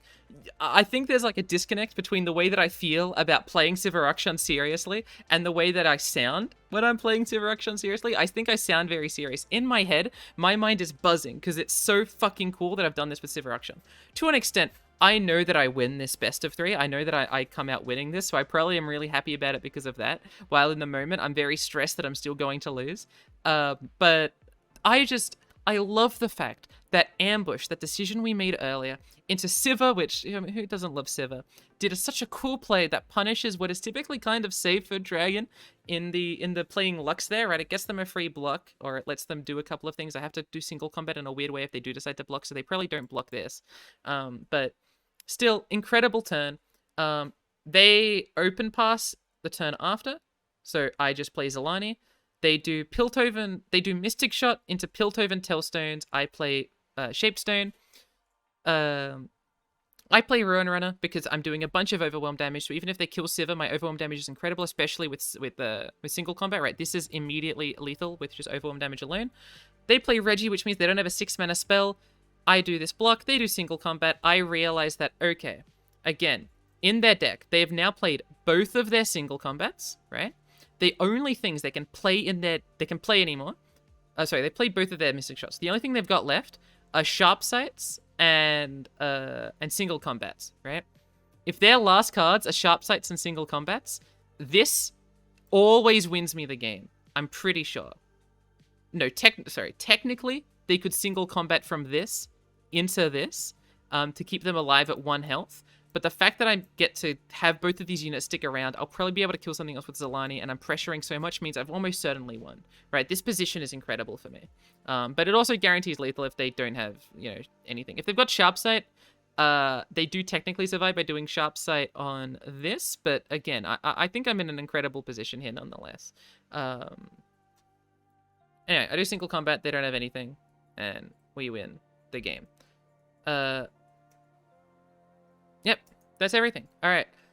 The final bit is the collab set. Now, I myself am going to watch the collab set, but I think what I'm going to do for the rest of the video is I'm just going to play the collab set out in full, and I'm going to add some interjections when I feel it necessary for some comments that I might have. But I don't know what those comments are going to be until I get to them. I know 1 or 2 things I want to say, but in general, I think the collab set can just be played straight, and all of the info that you're going to need to make the VOD review in it will feel fine, right? Because we already talk in a group setting. We're already quite analytical. I will make 1 or 2 comments, but I'm not going to be pausing every single play and discussing it. Before we get to that, let's quickly look at the decks that the collab set had brought. We thought because we're fighting Roji, they're going to be Herder big mid-range, so we brought triple aggro. They were not Herder big mid-range. They actually, I think they realized that they play Herder big mid-range, so we would go aggro, so they went 3 fucking healing decks, right? They went 3, like, nothing but healing, right? All of these decks are just anti-aggro healing decks, right? So if you can look at Zoe Elder Dragon, 3 Youngling, some Atrani Dragon Worshippers, and fucking Fangs, right? Felios Victor has like Starshipping in it. This one doesn't have the most healing. We kind of kept this up for that reason. And this deck has, 3 Vile Feast. Okay, this doesn't have that much healing. I mean, it has Morgana and Vile Feast, right? We banned this purely because it's got an inordinate amount of healing. It's even got 3 fucking Ocean Drake for some reason. So we kept these 2 up because these felt like the only decks we could actually beat without any Jin. And I'm going to show you the deck codes. Just going to show you the deck list just so you're aware of them. Poppy Ziggs and Annie Jin, Poppy Ziggs, and Draven Rumble. Draven Rumble and Poppy Ziggs are the only ones that I've played here. I'm a big Draven Rumble enjoyer, and Poppy Ziggs I've played a fair bit in opens before. I've not played Annie Jin before, but I know Sleepy Punter has, and once all 3 of us are on it, hopefully we can work out the lines, even though we haven't played this very much. So let's... you guys can watch the games. I'll make very, very few comments, but some comments will almost certainly be made. Nonetheless, I hope you enjoy the best of 3 versus Chip. Just remember, I'm going to be putting this gameplay at normal speed. You should speed this up if you want to have it sped up. Put it at 1.5, put it at 2, because it's just going to be normal LOR speed gameplay. So anyway, enjoy the chipset. Just in time. He's here, right? Are I you saw his thing recording? light up, right? Yeah, I've just started recording. Yeah, Smeth should be here. I saw his I'm green. here. Oh, there we go. Okay, yeah. Oh shit! I need to import the decks. Oh.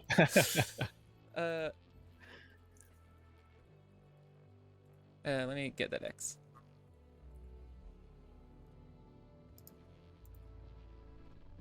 This doesn't tell them that we're unpracticed or anything. We're each just coming ready with 1 deck each. Mm. We'll just give the Annie-Jin over to Sleepy. He's got this. Alright.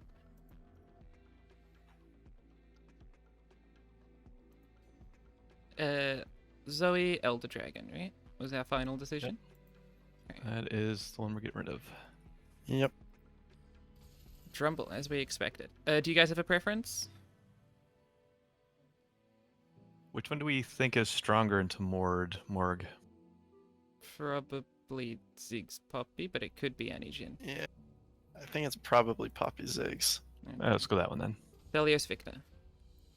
Poppy Ziggs is definitely better in Velios Victor than Antigen, I think. Alright. Should keep in mind, like, time is a non-insignificant concern. Yeah, we're just keeping Ziggs and Precious Pet. Yeah, I do kind of like Pokey in like a really cute way, but it's definitely wrong. Yeah, I'm just looking at their list. Yeah, we just need to develop units off the start. Mhm. That's a cute Stone 1, 2, Stackers. 3. Yeah. We're playing Precious Pet, right? Sorry. Yeah.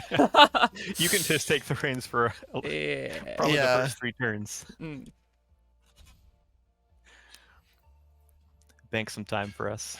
Yeah. Interesting. No 1-drop means probably no Duskbringer, right? I feel like they probably always play that on 1. Yeah, probably. Like, they might hold a Spacey Sketcher, but they would always play Dustbringer. Yeah. Mayim for mana makes sense. I'm gonna just play Stackers. Yep. Mayim for mana. That's Do interesting. they have any 3s that we're worried about? Howling Gale, Aphelios, Stump Dredger. and yeah. Are we thinking about open attacking? I feel like we just gotta play Ziggs, right? I think we do have to we play play Ziggs. We do have They don't. this, and Ziggs can be larger. I don't know if Ziggs being larger matters that much though. I don't think we want a demo, right? Like our only demo target is the 2/3, and then Yeah, our yeah. favorite trades, and then they're 2/3. Yeah, I think It's we usually just better Ziggs. to hold the burn for later. Aphelios, it's kind of hard for them to actually play Aphelios this turn. Yeah, Yeah, I mean, Because they don't have any good Nightfall procs. yeah. Well, if they have Okay, well, Hail Cascade, I mean, it's just a good blocker into something, right? It fails to Pokey. Yeah. Yeah, this is fine. interesting that they block Precious Pet over Stackers. Well, they can't block Precious they- Pet with Mayim. Yeah, they're just That is maximum- true. Like, yeah, Yeah, that's a good point. We're playing all 3 of these, right? I imagine. we'll play Demolitionist next turn. Or actually, no, we could play all 3 this turn. You're right, and then we could open attack. Yeah. Yeah. Start with Beard. Yep. There are reasons to start in different orders, I think. Beard, wouldn't mind trading off to reduce their blocking options. Yeah. Into Rearguard? Yeah, because we need the rear guard to ping. I don't think we want to be pinging Ziggs. No, I don't think so. Yeah, I either. think I agree. Although they still have enough mana for Mystic Shot, so Yeah. A really cute We play kind would of- have been Severum. I doubt it's that. They didn't get to choose. Never mind. If they They have can't. Severum, then maybe we should have kept up further. Probably not correct, but it's a Well, Well, if they because it's play random, I Severum, don't we just think it's block with correct. Ziggs, right? on Victor. Oh, and Victor. Duh. Never Um, mind. Demo on Rearguard. So the problem with putting on rear guard is we get punished by Mystic Shot. I think we actually have to put it on Ziggs. I don't want to get Ziggs get excited, That's true. but they could very easily have Mystic, right? Like we can attempt to count to 20 a little bit more aggressively, right? I think if Because if they we put it on if Ziggs, they get we base excited Ziggs, 7 in that's not hand. that bad, right? Like Yeah, I think they're that's tossing a still card better. in hand. Okay, let's do demo then, like this. Yeah, I 'Cause think so. I think we're just playing to one more swing and burn. Okay.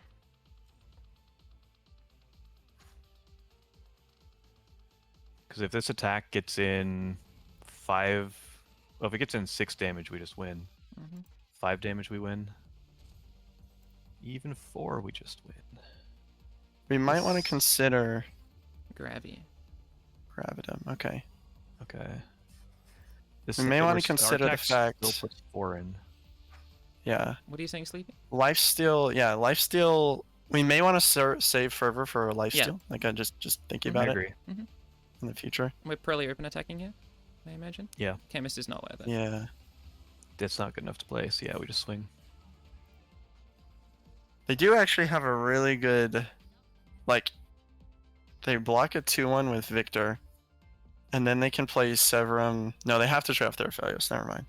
I was thinking Yeah. they could Severum into Infernum next turn, and then it would be kind of bad. But They can't Next turn we play- also just have Decimate plus Fervor. And they would have to keep Aphelios alive to do that. Get excited time. They need to actually kill the. Yeah, this is the wrong play for them because they take. No, this only hits Oh no, if it still Ziggs is takes around. the Ziggs. Yeah. Right. So we're gonna be. So we still Well, have we play the lethal when chemist. the chemist goes through, right? Yep. Provided they have to cycle a little bit to get Severum because they do have Gravy, so they have to do into Kresk into Sevi. But we should Yep. still be fine. Oh, Yeah. it was Gravitum. Yeah, I don't know why I thought they played. But like they can still Calibra. do Crescendum into to Severum. Yeah. But that's okay because Fervor can play around, Yeah. right? The scary part is Severum into Infernum. Is there only healing card besides Severum Star Shaping? 1-star shaping. Yes. Interesting. We should pay attention to what card this is in hand. Possibly. This is a Sketcher. Yeah, this is Sketcher, hardly knower. They're discarding their most recent draw, which isn't an Aphelios weapon. Yeah, their Aphelios weapon is almost certainly. It has to be Crescendum, Crescendum, yeah. That's. They They- can't kill us next turn. They got with rid of Infernum, can they? Pharaohs, right? No, they can't. They can't. They got rid of Pharaohs, which is interesting. I think that means their hand's pretty good, because I feel like Pharaohs is one of their better cards. Mm-hmm. It has to be some targeted removal because they're going to be playing around Fervor. Right, yeah. Yeah. Oh yeah. Such a good point. Yeah, okay. Which means if we wanted to, we could... I mean, no. They're always going Well, I to... mean, they're no, still they, a Mystic. they're holding Mystic. Yeah. yeah, I guess... I was Like, thinking one of Get those two Excited, is but almost yeah. guaranteed a Mystic. Sorry. Yeah, you're right. Right. Hopefully we just draw a second Decimate. Interesting. Not Okay. great, but... We might be getting a second swing after all. Are we just doing Decimate this turn, or are we doing So- Copy this turn? Oh, we can't do both, can we? No. No, we can't. We possibly should play Decimate this turn, just because if we draw Decimate next turn, Well, hear me out. If we play Poppy this turn and we don't block with her, we can swing and Fervor her next turn. If we aren't Fervoring this turn, I think we should wait to True. see what we play till we Yeah. see if they play Severum. Can we? Should we pass here, or should we? Oh my god. I think we're supposed to Wow. pass. Instead of Puppy. Yeah, I kind of like But- passing. yeah. Because passing does a really cute play with Fervor, true. but we still can't True. do Poppy Fervor Decimate. Although we can play Poppy and get out of Mystic range, right? So like next turn would be Right. Decimate Poppy, the one from this, and Yep. then the Fervor on. So I think we're supposed to pass. Yep. Yeah, we're just happy if they're not taking a Severum, right? Like if they're Make not up going to swing a Severum, we're just Yeah. super happy. Yeah. We Are we supposed to just play Poppy and yeah, then Fervor we it could now? do Poppy, do the Fervor from Poppy, right? That guarantees the lethal a little bit more, provided they don't have Star Shaping. Yeah, we can guarantee they have a Mystic shot. They only have one more Get Excited in their Yeah. deck, so yeah, we should just play Poppy. Yeah. The only thinking is they could Howling Gale Poppy, seeing that ahead of time. But let's play Poppy. Or do we wait for Severum to come Yeah. down first? Technically. Well, if they, I guess we wait for Severum. Yeah, probably. But they can't Howling Gale ahead of it because then they can't play Mystic Shot. Like we Right. would just wouldn't Yeah, do the yeah, yeah. Poppy, right? We would Yeah, yeah, we could Fervor X2.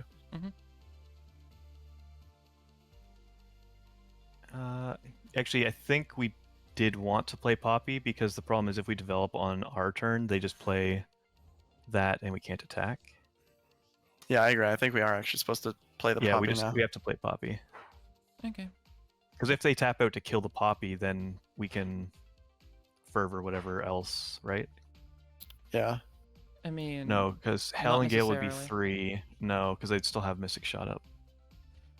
Well, but then they're not playing Severum, right? Like Howling Gale plus Severum taps them out. Yeah, True. Yeah, we can play Poppy then. Are you sure? I Yeah. still don't want to play Poppy, but I'll trust you guys.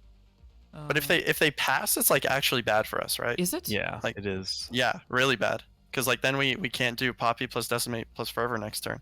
Yep. And like there's a world where we can't like where we literally don't have Uh, enough mana to play or burn. Yeah, but we do Poppy Decimate, and then we Just do play Fervor Poppy. the turn Just after. play Poppy. Yeah, yeah, sure. I just don't know why we have to attack with Poppy anymore. Like, this play is the same But- as but- not but attacking because- with Poppy. No, it doesn't, because now we have mana to play a second to decimate if we top deck one, right? Like if they have star shaping. Okay, and, okay, no, the top deck makes sense, sure. Like yeah. Alright, resolve. Yep, this was expected. Pass again. Yeah. Yep. So they need exactly a get excited. Yeah. Yes, and they only have one left in the deck. Mhm. Yeah. And they would have to toss a real card. Okay. This is Howling Gale? It could be double stun. But that's still fine. We still have one unit to block with. Which they were forcing They're the not- Poppy, which was what we wanted anyways. They're not killing us, are they? No. No. They're just saying you have 11. to kill No. Poppy here, right? They're forcing Yes, us to sure. block with Poppy, yeah. That's fine. Okay, then We pass accept. again. How much burn do they have in their deck? Just Not get enough. excited. They'd have to have They could. 3 Mystic shots. They do like 3 they could, mystic but or 2 mystic get excited. They also have B-Bot. Yeah, keep in mind, yeah. true. Which is just it's still the same. Well, 1 get excited and Mystic then would kill us. Mm. I think this is still the only line we have. And if they've got star shaping, then they got star shaping. Yeah. Are we supposed to attack, or are we just supposed to play Decimate and just pass the We just turn to played. Yeah, Yeah, we just play played decimate. Decimate. We don't want to get rid of fervor targets. That's fair. No, you're right. Sabo is cute. Do we play Decimate first? We can place. Sabo We can first or play Decimate Sabo first? first. You sure Sabo first? Sabo, Okay. I think so. because it gives us a chance of tapping them below 5. Okay.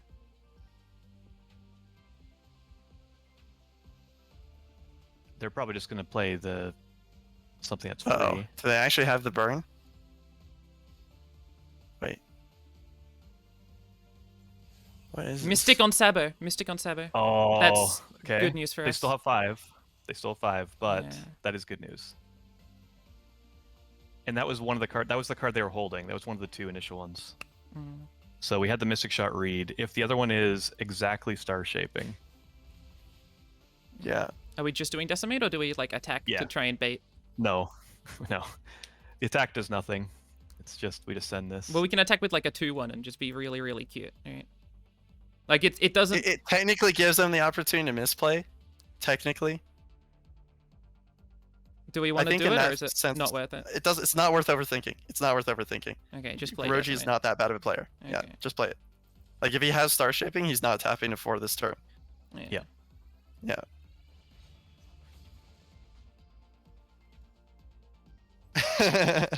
Alright, he doesn't that's have it. game. GG's.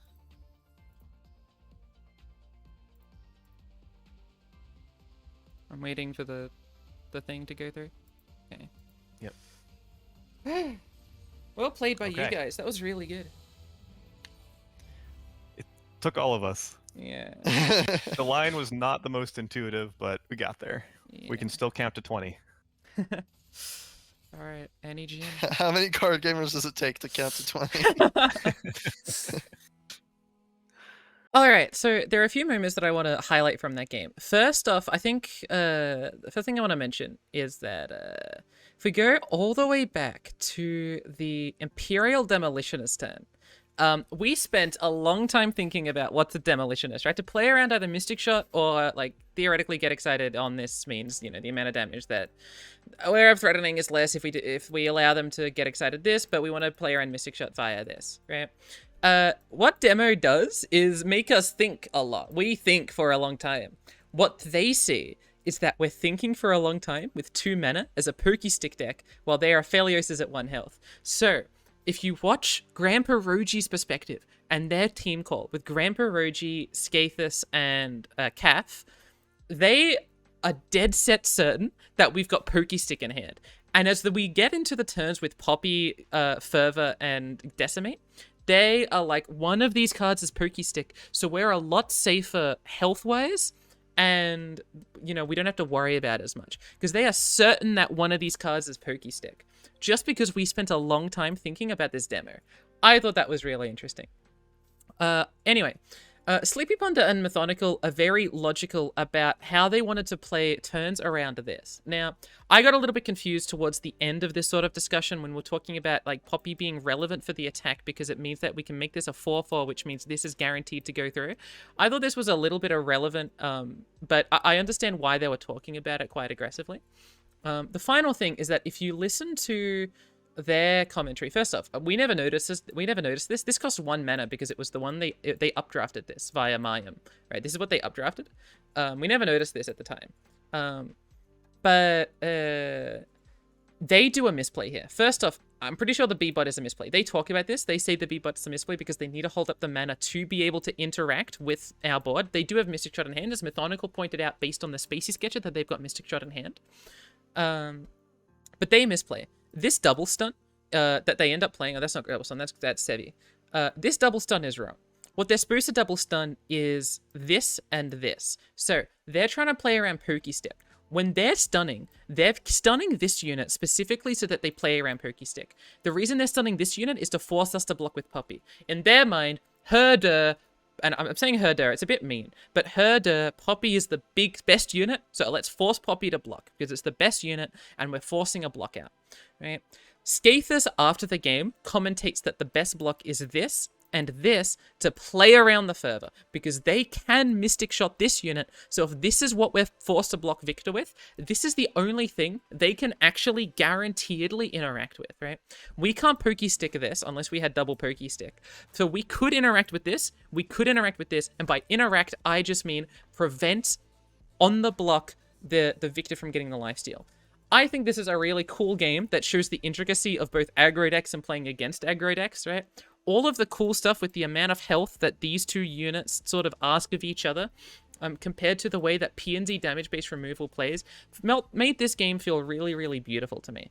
I really enjoyed this game. I'm glad that we were able to play it. That's pretty much all I wanted to talk about regarding this best of 3 there. I guess one minor point. I try and talk about attacking with the 2-1. It would have been better to attack with the 3-2 if we're trying to bait out mana. I think very, very, very technically correct, as Sleepy Punda backs me up on. It's technically correct to attack with the 3-2 to bait them out of something, right? Very, very, very technically.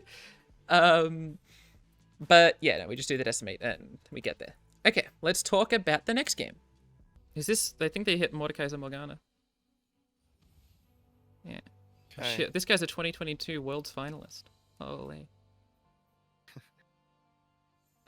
So this is where I don't know how to mully. I want to do this really badly, but... That's correct. Okay. Yeah. All I think right. I agree. I don't know about crack shot. It's And Boom Crew does 'Cause, die to like, Fading no- Icon in like a Yeah, really like- specific way. there's a world where we kick Boom Crew, but I think we're supposed to keep this. Okay. We're on the attack 2. We keep Boom Crew. Yeah. Yeah. Like if you're subscribing to the double stun as a win theory, then it's probably correct to just mull for double stun every game. Do you guys have a thought? We should play Annie just because her level is Yeah. not irrelevant. I also like that it Yep. doesn't trade into just like random units that they could have. Yeah, it doesn't die to Vile Feast. Yeah. Oh, that's a good Or point. yeah, that's actually good. Vile Feast is huge. Also, the 2-1. I presume it's Boom Crew Ooh. instead of the 2/2 ones. Wait. Is it 2/1 drops? That's 3 skills for Annie. But if they have Vile Feast, we get punished so bad. So I think we have to Boom Crew. I think it's Boom Crew too. Okay. Because then on their turn, we can drop 3 1-drops in open attack. Okay. Yeah.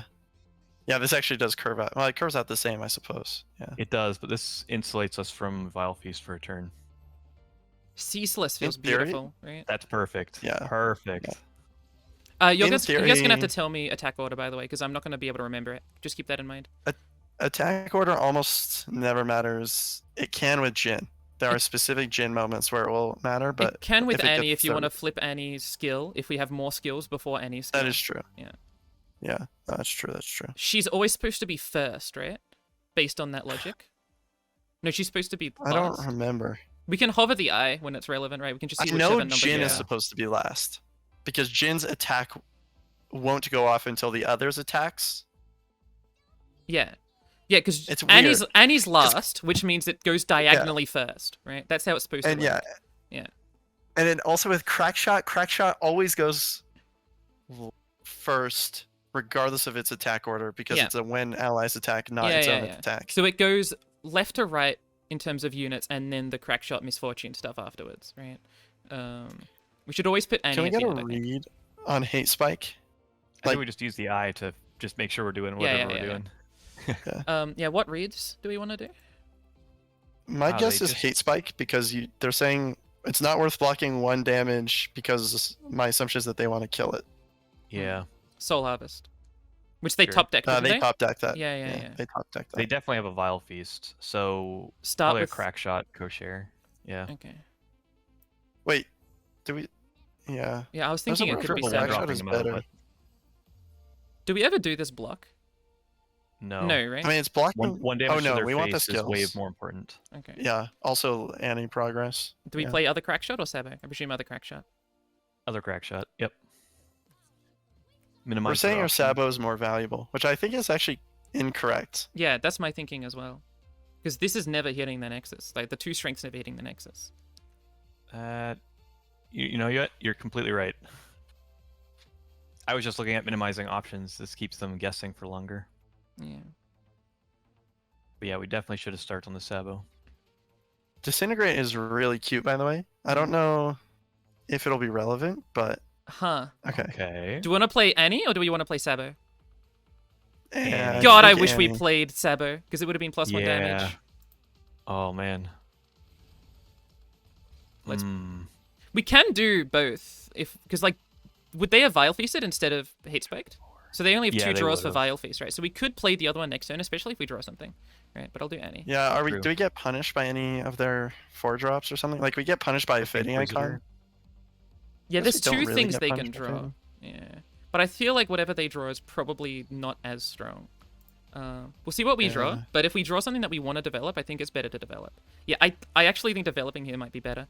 Yep. I think that Completely yeah, agree. for sure. Which unit first? Tusk Speaker. Yeah, I think so as well. Because if they soul harvest this, we still get a skill with demo, whereas Okay. Tusk Speaker always gets a skill. Mhm.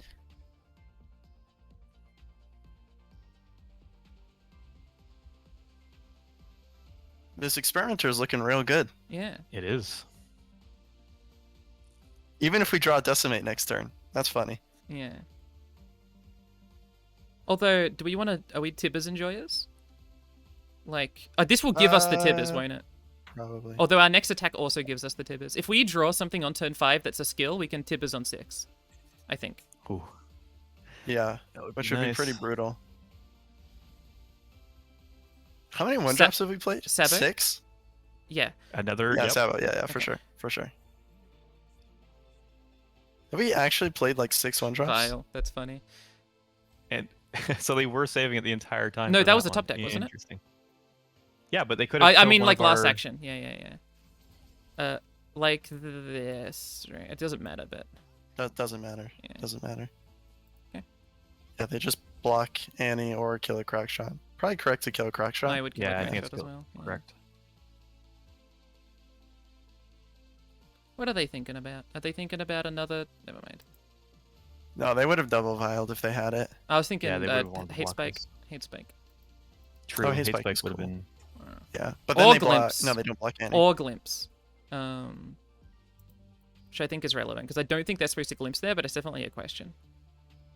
Pirouette is... Oh, We pirouette into augmented, if they, we pirouette the Morgana, right right? now? Yeah. Probably. Well, we can't. We literally can't actually. This is not suppression? That's Oh, not suppression. That's just check. Oh, it's not. Oh wait, yeah. I'm And we get goofy. to- Never mind. Wait, does the experimenter discard it? Because it discards yes, your hand. it does. It does. It does. Oh wow. But- so we yeah. should. No, just- no. We just pirouette it this turn. Yeah, right? we just pirouette. It saves 3 health. Does 1 Wait, but damage then to we're getting them. Tibbers. We're not getting Tibbers, We we're could one just off. play. Oh, I mean Oh, from yeah. Experimenter. No, From we just Experimenter we get No, that's Tibbers, actu- and then it discards the Tibbers. Which means it does discard. Yeah. That's fine. Interesting. That's probably fine because it will kill. Like Morgana will get 3 damage on her. Are you wanting I kinda Spibs wanna to deal- save pirouette for next turn? Yeah, I'm also thinking about dealing 1 damage. I don't know if that's right. And killing Morgana straight up and doing Experimenter next turn. I don't know if it's better, but I also think I No, want to it's- keep Pirouette the next game- turn. You want to do Pirouette now? Is that what we're deciding? Yeah, I want to pirouette now. Okay. I want to shoot their face for 1. Okay. This gains 3 life. I mean, both plays gain 3 life. It's true. Yeah, like Morgana should be blocking next turn. But if we can augment an Experimenter into another Pirouette, this line is a lot better. That's fair. Yes. E. Oh. That we're not discarding. Yeah, do we want to play... Do you want to... If we attack with Crackshot, then Annie flips, which does the extra damage, and then we can Decimate. I don't know if that damage is worth it, because they can obviously interact with things like Hate Spike. Are we just playing Decimate? I think we played...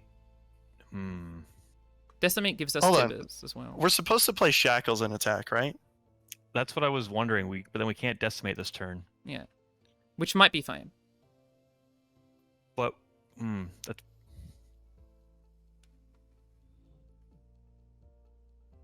But then they get to block there. They take... Okay. They heal 3. God, is it actually an open attack angle?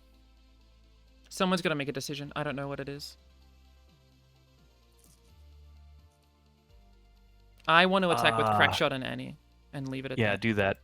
Yeah, I think so too. It's Is this weird, but level- I think this is the right I think it's right. Yeah, Yeah. that's correct. Because that's doing 4 damage from Annie. What a weird turn. Yeah, that's really, really weird. But we have Decimate this turn, and then we can we force an open attack on next turn, or else we can Tibbers the Morgana. The thing is, if this goes through... Yeah. This forces them to play a card, which I thought was interesting, but I don't and know if... a lot of their stuff... Yeah. It doesn't they have to, always force them, right? Oh, it does. Yes. It does. That's why I wanted to do That's- this, right? Yeah. Even if Morgana blocks the 1/1, it does. For some Yeah. reason, I was thinking if she blocked the 1/1, it didn't. But Yeah. yeah, no, it's always dealing 2. Yes. Oh, interesting. And a lot of their stuff, a lot of their removal requires sacrificing a unit. So it's kind of like vengeance or bust here. Yeah. I'm They really glad don't I wanna told us to do vengeance this. Annie. Okay. Okay. Yeah, I think that's good. And so they're only out now as Vile Feast, is that true? Yes. And they would have used it here on the Yeah. crack shot. Yeah, so So- it's just GG. Just unless they Decimate. Yep. significantly misplayed. Or they're just big braining us somehow, but I mean, we've Even thought then, a lot, that's not so they that might be bad. thinking about the amount that we're thinking, right? Especially if we didn't play Shackles. Shackles says we have Decimate, doesn't Yeah. it? Yeah. kind of does. We still do just- Decimate, yeah. though, right? Like always, every time. Absolutely. Yeah. Yeah. Because they have 2 outs in their deck and they would have needed to top deck it. Vile. What the hell, really? Wait, Wow. why would you not okay. Vile? Fervor plus Desi. Oh, we can still do Fervor, though. Never mind. I don't understand. Yeah. None. Like I think they're up in extra health if they do it this way, right? No, they're up like 3. Well, The keep other way, in mind they're the up other way way more. hurts Morgana quite a bit. Yeah, but this way hurts Morgana in every way that's relevant, right? Yep. I guess Tibbers. She dies to Yeah, Tibbers. she dies next to turn, whereas Tibbers, This way she yeah. doesn't. They did set. But like that means that they're planning on developing, but they're forced to open attack. Okay, are we right? doing Broom Crew or are we doing Augmented? Or Tibbers? I think we're just. We can even save Tibbers for next turn, although keep in mind they can resummon Morgana with Mordekaiser, right? So Tibbers next turn doesn't actually win. Don't we? No. It does, right? We block with Annie. We Tibbers the 4/2. It kills the Morg 2 on open, right? Oh, we block Morgana with Annie? Annie right now, right? Okay. But oh wait, no. If they have Mordekaiser this turn, I see. No, well, no, 'cause we we can have the action, we can we have beat the Mordekaiser this turn. We can't Tibbers. beat second Morgana this Yeah. turn. True. No, I think we just play the Tibbers down. Yeah. Are we I blocking think with we, Annie? I think we Or block with Annie and Tibbers. Yeah. You sure? Yeah. Like this? I think so. Okay. It gets rid of 2 units. It really hurts a Mordekaiser, which is like likely And what they we have a have, right? strong open. Okay. I'll take your word for it. It's technically sat into a second Morgana, but I think we're always sat into And a we second Tibbers Morgana, the 4 right? too, right? Yeah. Yes. Tibbers Just the want to 4 make too. sure I'm saving time as well. Yeah. We can play Shackles this turn if we want, or we can be doing Boom Crew plus Augmented. Double Glimpse. Oh wow, that's funny. Okay. If they don't have a Fearsome blocker, are we opening? Yes. Or are we developing Boom Crew? We're probably Shackles open, right? Well, yeah, Well, yeah, we're yeah. No. shackling now to save. Are we shackling now? well, Oh god, are we supposed to play augmented? Like, there's a world where you could boom crew augmented. Yeah, that's the world I'm thinking about as well, right? It depends what they do this True. turn. If they play Fading Icon, I think we're probably forced to do Boom Crew Augmented, right? Yeah. If they play any fearsome blocker, Severed. that counts. Okay, we're doing Boom Crew Augmented, aren't we? Yep. Okay. Pass. Funnily enough, it will stun the 4-2, won't it? Yeah. Yep. Oh, Stagehand. Okay. it's that probably stagehand instead of boom crew, right? Is it? Boom Crew is 2 damage that lets our top decks include Fervor for lethal. Yeah, I think Boom Crew is still like we can start on Boom Crew. Yeah. I think, and I also like if we do Um, Stagehand, they can always revive, like summon another Severed. yeah, yes, exactly. I think it's Boom Crew first. Okay. Well, I would probably stagehand the 1/1. No, Probably. wait. I mean, No, that doesn't make sense. yeah. No Never matter mind, what never we mind. stun, they could Mordekaiser get it Yeah. back.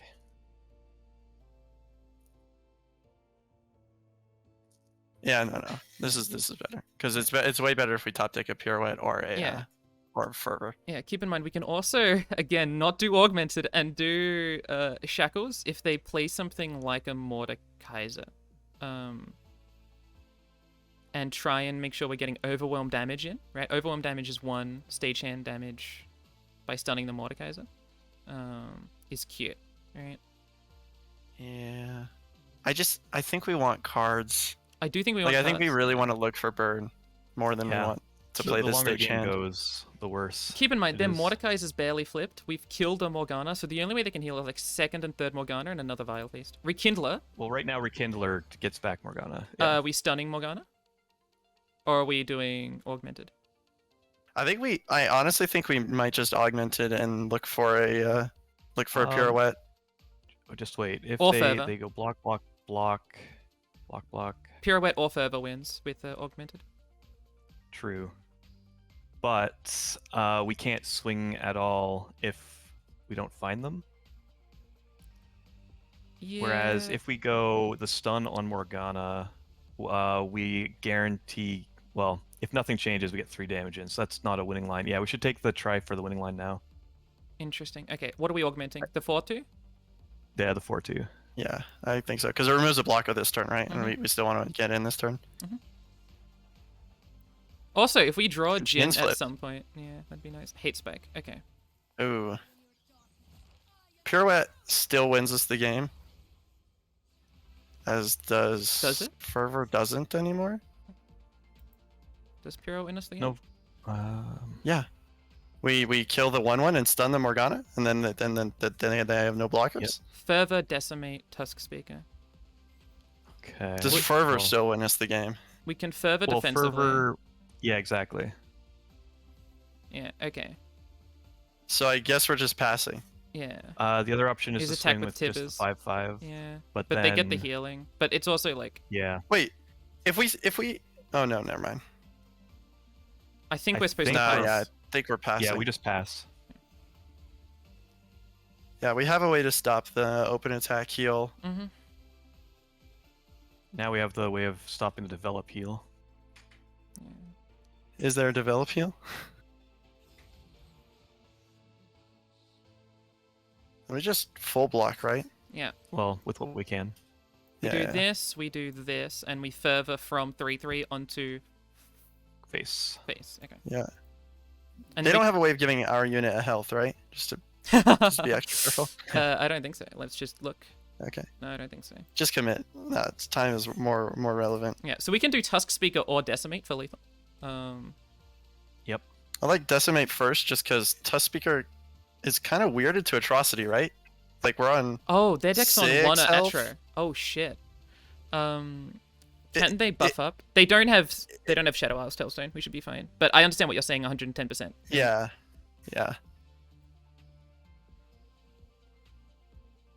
We shouldn't be punished by Atro. I'm pretty sure we're safe from it. But Yeah, I think I we think still so kill through too. Atro. Well, I just don't well- want to tie through Atro, but we're 1 health above where we we're Yeah. 1 health above. So it's fine. Huh. We're fine. This is a good play by them, Yep. but we're fine. Yep. Wait, why is this a good play by them? It's their should have best done way it. of winning, right? Oh, right. They're They stopping needed to do it 3 true. damage. But if they did it from Morgana, they actually would have been in a much better spot. But they don't know we've got the Decimate in hand. Let's do So Decimate. yeah, we just play Yeah. this. Yeah, Yep. just Decimate, yeah. The only out they have is actually they have no outs. Well, I mean- they need double File Feast. They need the last Vile Feast. Yeah, they've already played. Well, they would need 2 because Tusk Speaker. Yeah, Did they already true. play 2 And that game? I thought they already They played already too. played 2. Yeah. Oh, they did. yeah, no, it was, Yeah. it was guaranteed lethal. Well, Sleepy, you're fucking... The way that you work Thank you. every season has come through. What can I say? Nicely done. Wait, did we not drop a single set at all? Like, not only did we No. 3-0, but like... No. Two We of didn't us drop lost anything. 1 game, right? We went Okay, so we lost... we went lost 15 2 and 2. total games. We went 15 and 2. Sorry, not 15 and 2. 14 and 2. Right? Yeah, 7 14 wins and times 2. Yeah, 14 and 2. Holy. Wow. This team's kind of goated. All right, and that was it.